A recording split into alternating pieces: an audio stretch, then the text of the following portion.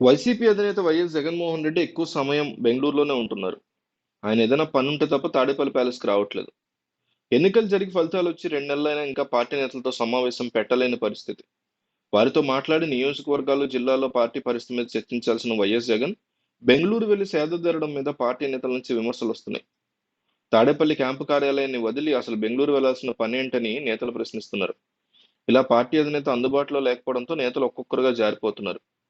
గుంటూరు జిల్లా నుంచి మద్దాలి గిరి, కిలారు రోసయ్య, దొరబాబు, రీసెంట్ గా ఆళ్ల నాని ఇలాంటి వారు పార్టీ నుంచి వెళ్లిపోయారు.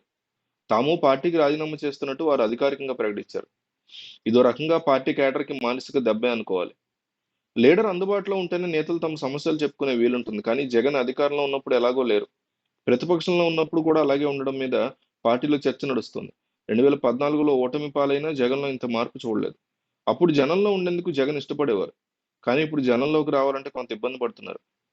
ఎక్కువ మంది నేతలు నియోజకవర్గాల్లో ఉండట్లేదు. దీంతో కేడర్‌లోని అధికార పార్టీ ఎదుర్కొనేవారు లేక కూటమిలో ఏదో పార్టీ వైపు చూస్తున్నారు. ఎక్కువ మంది నేతలు హైదరాబాద్‌లో ఉంటున్నారు. కనీసం పార్టీ కార్యక్రమాలు కూడా నిర్వహించట్లేదు.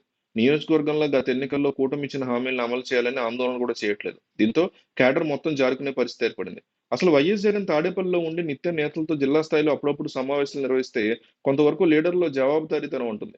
కానీ జగన్ అందుబాటులో లేకపోవడంతో ఇక లీడర్లు ఎందుకొచ్చిన గొడవలే అన్నట్టు నియోజకవర్గాల్లో సైలెంట్ అయిపోతున్నారు.